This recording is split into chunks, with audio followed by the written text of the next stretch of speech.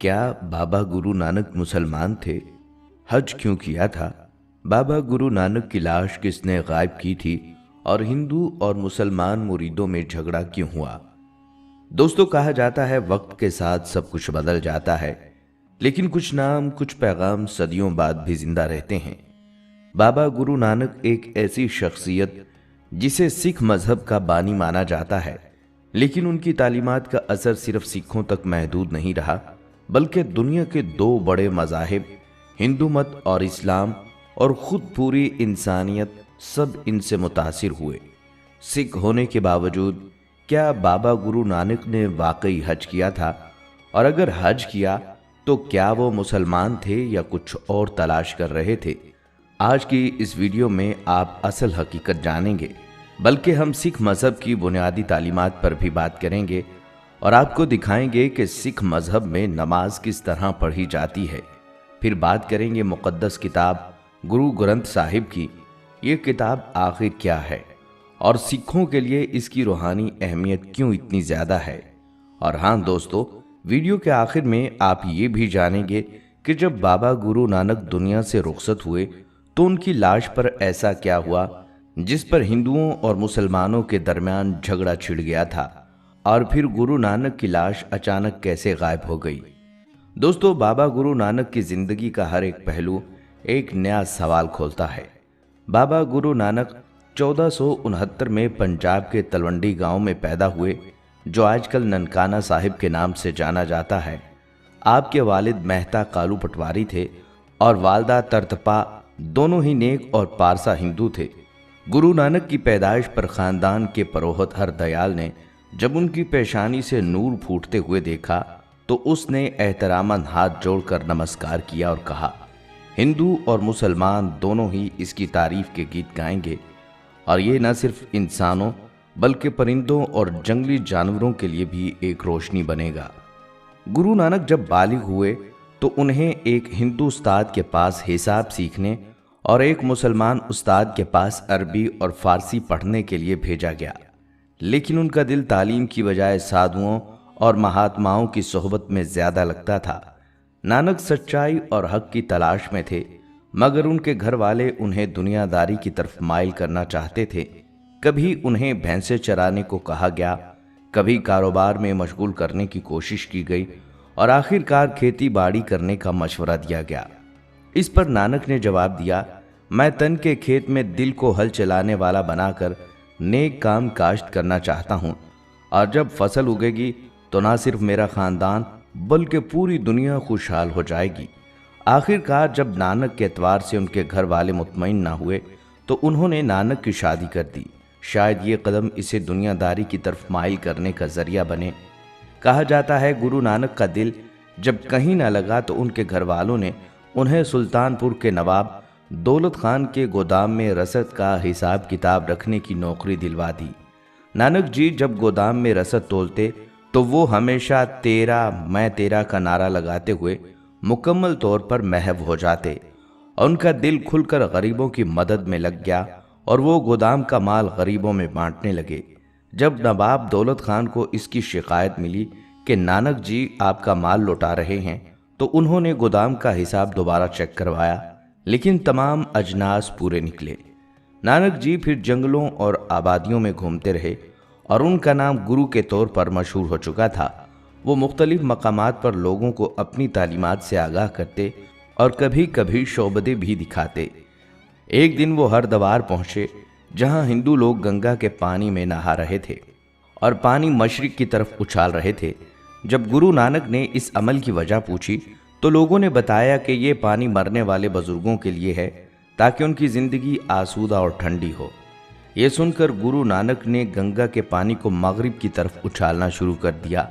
लोग हंसते हुए कहने लगे, क्या कभी किसी ने मगरिब की तरफ पानी उछाला है?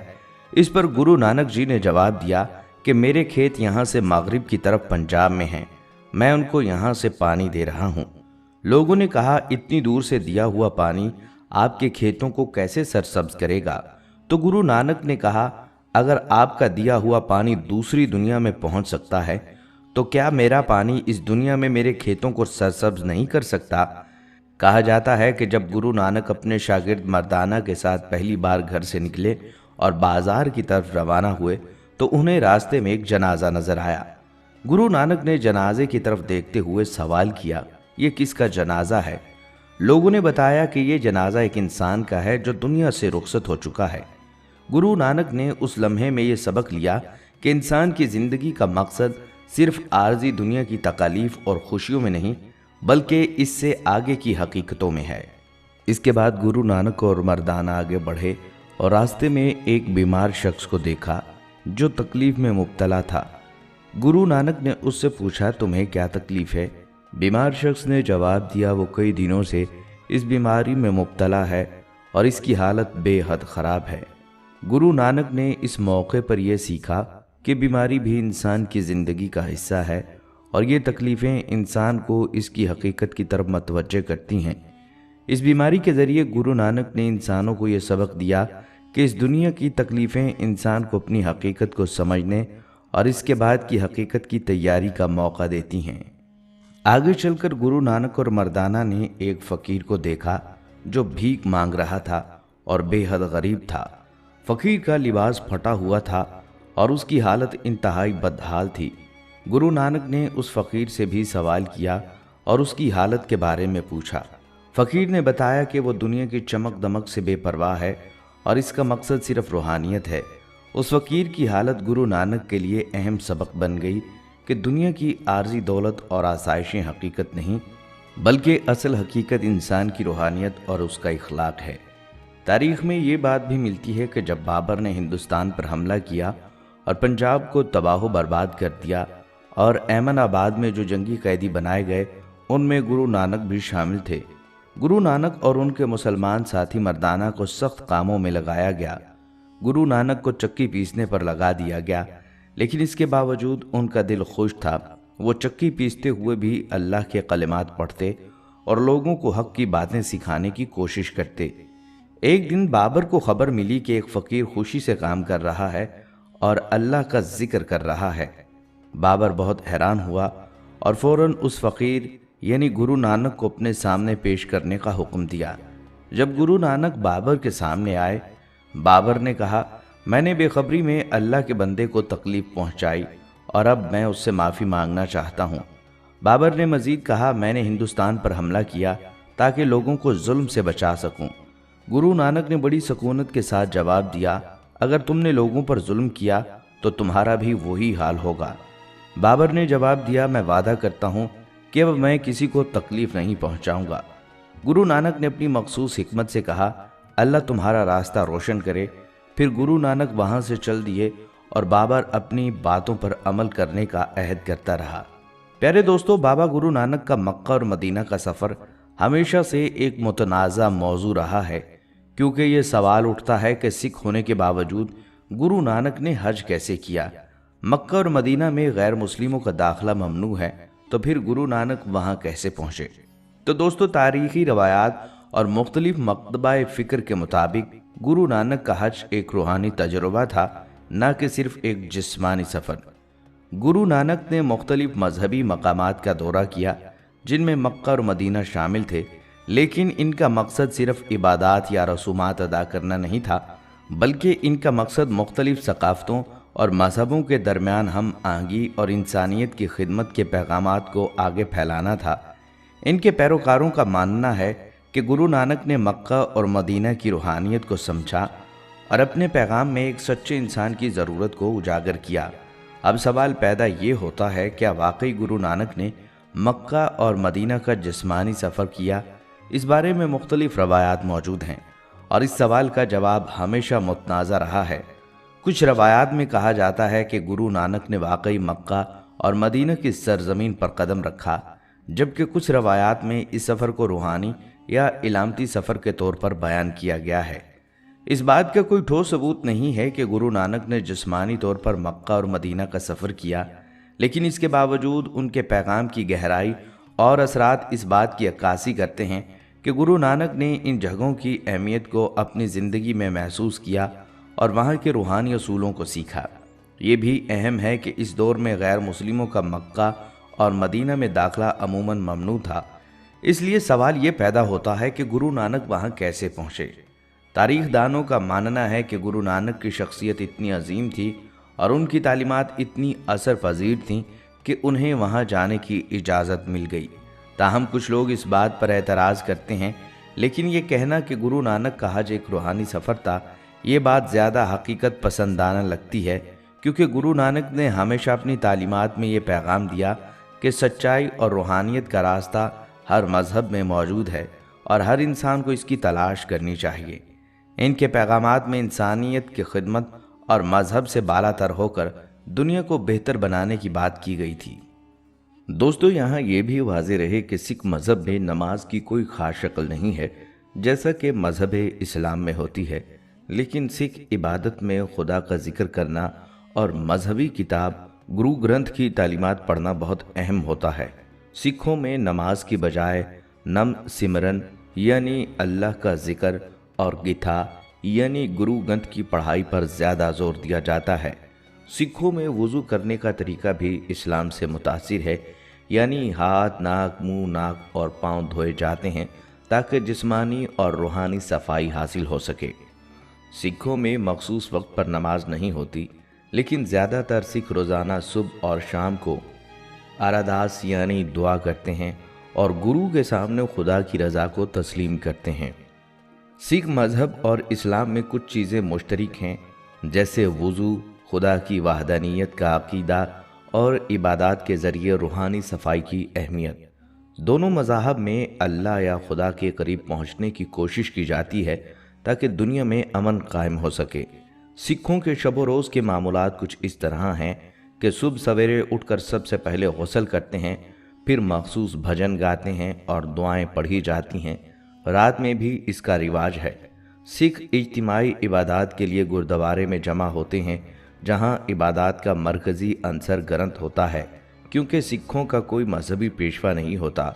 یہاں پر دوستو اگر بات کریں سکھوں کی مقدس کتاب گرو گرنتھ صاحب کی کہ یہ کتاب آخر ہے کیا اور سکھوں کے لیے اس کی روحانی اہمیت اتنی زیادہ کیوں ہے، تو دوستو گرو گرنتھ نامی یہ کتاب سکھ مذہب کی مقدس ترین کتاب ہے، جو سکھ مذہب کے اصولوں اور تعلیمات کا مجموعہ ہے اور سکھوں کے ایمان اور عمل کا مرکز بن چکی ہے۔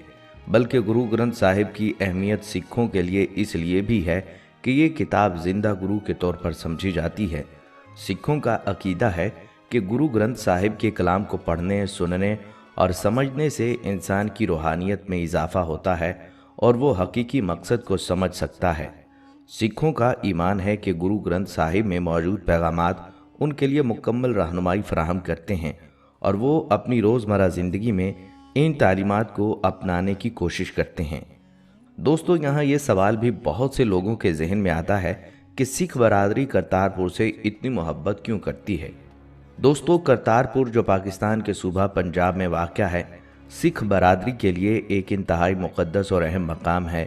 یہ وہ جگہ ہے جہاں سکھ مذہب کے بانی گرو نانک نے اپنی زندگی کے آخری سال گزارے تھے اور اس مقام پر انہوں نے اپنی تعلیمات کا پرچار کیا۔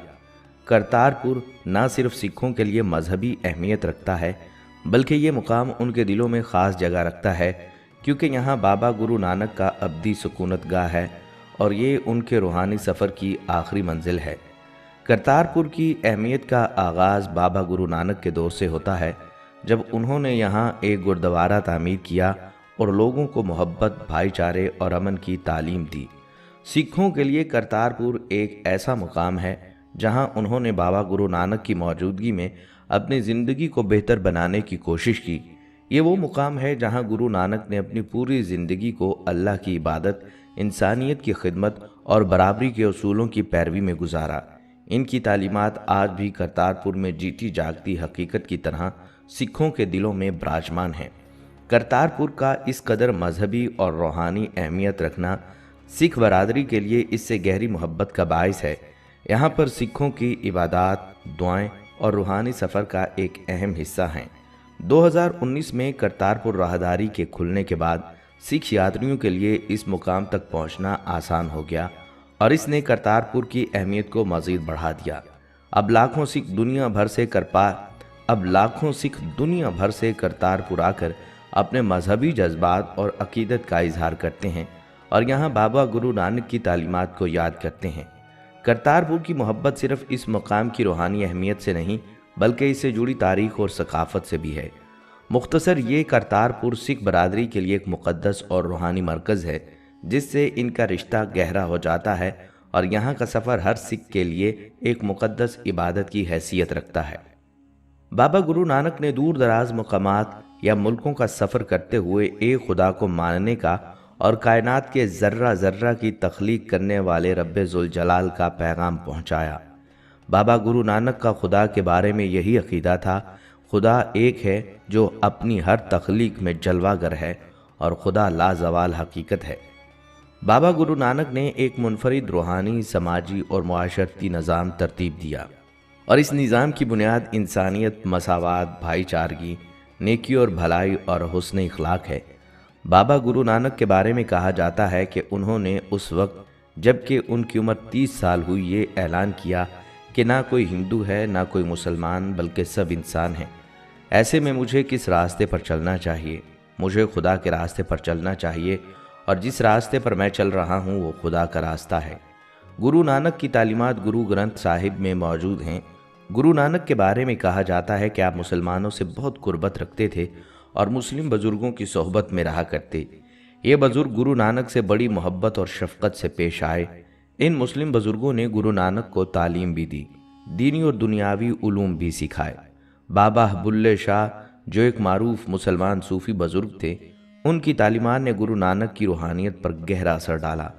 गुरु नानक ने अपनी ज़िंदगी के इब्तदाई हिस्से में बाबा बुल्ले शाह की तालीमात से बहुत कुछ सीखा। ख़ास तौर पर इंसानों के दरमियान मोहब्बत और भाईचारे की अहमियत को समझा। बाबा बुल्ले शाह का ये पैगाम कि हम सब का ताल्लुक़ एक ही ज़ात से है, गुरु नानक की तालीमात में वाज़ेह तौर पर झलकता है, क्योंकि गुरु नानक ने भी तमाम इंसानों को एक ही खुदा का खलीफा माना और इनके दरमियान किसी भी किस्म की फ़र्क या तफरीक को रद्द किया। बाबा बुल्ले शाह की तालीमात में जहाँ खुदा की मोहब्बत की अहमियत थी, वहाँ गुरु नानक ने भी अपने पैगाम में इस बात को अपनाया और सिख मज़हब की बुनियाद में मोहब्बत, अमन और अदम तशद्दुद के उसूलों को शामिल किया। अभी दुनिया के मुख्तलिफ़ हिस्सों में सिख बरादरियाँ मौजूद हैं, लेकिन जदीद सिख ज़्यादातर हिंदुस्तान में पाए जाते हैं।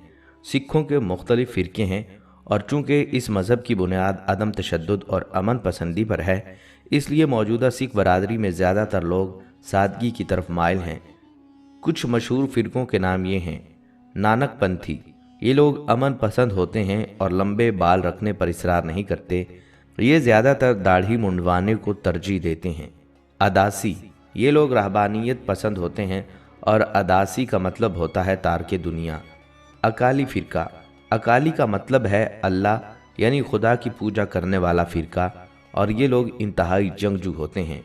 आम तौर पर सिख वो हैं जो अपने आप को दास गुरुओं के शागिर्द मानते हैं और उनके मलफूजात और तालीमात पर ईमान रखते हैं। दोस्तों, सिख मत के 5 अहम निशान भी हैं जिन्हें 5 ककार या 5 कक्के कहा जाता है। इनमें से हर एक का ख़ास मतलब और अहमियत है। केस, सिख मर्द और ख़वातीन के सर के बाल और दाढ़ी जो कुदरती हालत में छोड़े जाते हैं, जिस्म के बाल काटे नहीं जाते। करपान, एक छोटी तलवार या खंजर जो सिखों की हिफाजत का निशान है। कछा, ये एक ख़ास किस्म का ज़ेरे जामा जो सिख मर्दों के लिए होता है और ये पाकीज़गी और सादगी की इलामत है। कंघा, एक कंघा यानी कंघी जो सर में लगाने के लिए होता है, ये सफाई और तरतीब की इलामत है। कड़ा, एक लोहे का कड़ा जो सिखों के हाथों में पहनाया जाता है, ये एक रूहानी और जिस्मानी निशान है जो सिखों की कुव्वत और अज़म को ज़ाहिर करता है।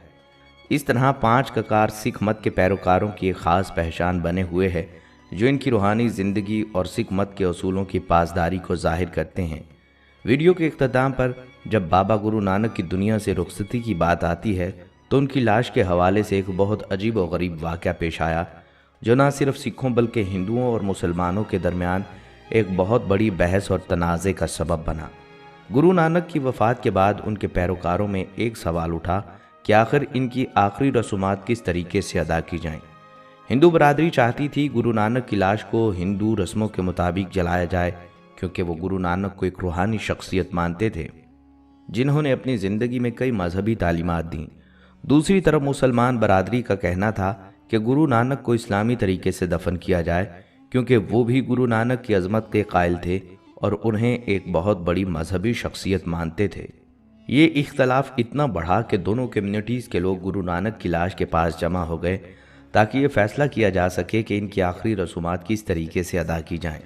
दोनों तरफ के लोग इस बात पर मुत्तफिक नहीं हो पा रहे थे कि कौन सी रस्म दुरुस्त होगी। जब गुरु नानक की लाश को खोला गया ताकि इस फैसले का कुछ हल निकल सके तो सबके होश उड़ गए। गुरु नानक की जिस्मानी लाश गायब हो चुकी थी। ये मंजर इतना हैरान कुन था कि लोग इस हकीकत को समझने में मुश्किल महसूस कर रहे थे। गुरु नानक की जगह पर रंग बिरंगे फूल बिखरे हुए थे जो एक खूबसूरत और पुरस्रार मंजर पेश कर रहे थे। इससे वाज़ेह हो गया कि गुरु नानक ने अपनी जिस्मानी मौजूदगी को छोड़ दिया, लेकिन उनकी रूह और तालीमात हमेशा के लिए बाकी रहेंगी। सिखों के लिए ये एक मौजे की तरह था, क्योंकि वो मानते हैं गुरु नानक ने दुनिया से रुखसत होने के बाद अपनी जिस्मानी शक्ल को छोड़ दिया, लेकिन उनकी रूहानियत और पैगाम हमेशा ज़िंदा रहेगा। ये वाक़या इस कदर गैर मामूली था कि दोनों बरादरियों के लोग इसको समझने की कोशिश करते रहे। बल्कि ये बात भी बहुत सुनी जाती है कि बाबा गुरु नानक की लाश के गायब होने के बाद कुछ लोगों ने ये इल्ज़ाम लगाया कि इनकी लाश को चोरी कर लिया गया था। ये इल्ज़ाम ख़ास तौर पर उन लोगों की जानिब से आया जो गुरु नानक की वफ़ात के बाद उनकी आखिरी रसूमात के हवाले से मुत्तफिक नहीं हो सके थे। हिंदू और मुसलमान दोनों बरादरियों के लोग ये चाहते थे गुरु नानक को उनकी मजहबी असूलों के मुताबिक दफन किया जाए या जलाया जाए, और इस तनाज़े की वजह से ये इल्ज़ाम लगाया गया कि किसी ने उनकी जिस्मानी लाश को गायब कर दिया ताकि इस पर मज़ीद तनाज़ा पैदा ना हो। ये बात यकीनन एक सवालिया निशान बनी, क्योंकि लोग हैरान थे कि इतनी बड़ी शख्सियत की लाश कहाँ जा सकती है। चंद लोग इस वाक़े को सिर्फ़ एक मौजज़ा समझते हैं, जबकि दूसरे लोग इस पर शक करते हैं और मानते हैं कि गुरु नानक की लाश को चोरी किया गया था। ताहम सिखों का अकीदा है कि गुरु नानक ने इस अमल के ज़रिए दुनिया को एक पैगाम दिया कि उनकी जिस्मानी मौजूदगी अब ख़त्म हो चुकी है, मगर उनकी रूहानी तालीमात हमेशा ज़िंदा रहेंगी। बाबा गुरु नानक की वफ़ात 22 सितंबर 1539 को शहर करतारपुर में हुई और आपको वहीं दफन किया गया। बाबा गुरु नानक ने जिस मज़हब को दुनिया में मुतारिफ़ करवाया उसको सिख मत का नाम दिया गया, और आज सिख मत के बारे में दो नज़रिए पाए जाते हैं। बाज़ हज़रात की राय ये है कि एक जदीद और ख़ुद मुख्तार मज़हब है, जबकि बाज़ हज़रात कहते हैं ये कोई बाकायदा मज़हब नहीं बल्कि ये हिंदू मत की एक इस्लाही तहरीक का नाम है, जिसने हिंदू अक़ायदाना और नज़रियात की इस्लाह का बेड़ा उठाया था, और इसका नस्बुल ऐन हिंदुओं के मजहबी अक़ायद की तत्हीर था। दोस्तों, आपको क्या लगता है, क्या सिख मत की बुनियादें हमारे मुआशरती इत्तेहाद और भाईचारे के असूलों को मजबूत कर सकती हैं? आप अपनी राय का इजहार नीचे कमेंट सेक्शन में कर सकते हैं। और हाँ, अगर ये वीडियो आपको पसंद आई हो तो बराह करम इसको लाइक कीजिएगा और अपने दोस्तों के साथ भी शेयर कीजिएगा, ताकि हम सब मिलकर एक दूसरे के अक़ायद और सकाफ़तों को बेहतर तौर पर समझ सकें और इंसानियत के लिए मोहब्बत और अमन के पैगामात को फैलाएं। अपना और अपने प्यारों का बहुत सा ख्याल रखिएगा। मिलते हैं अगली आने वाली नई वीडियो में, तब तक के लिए अल्लाह निगहबान।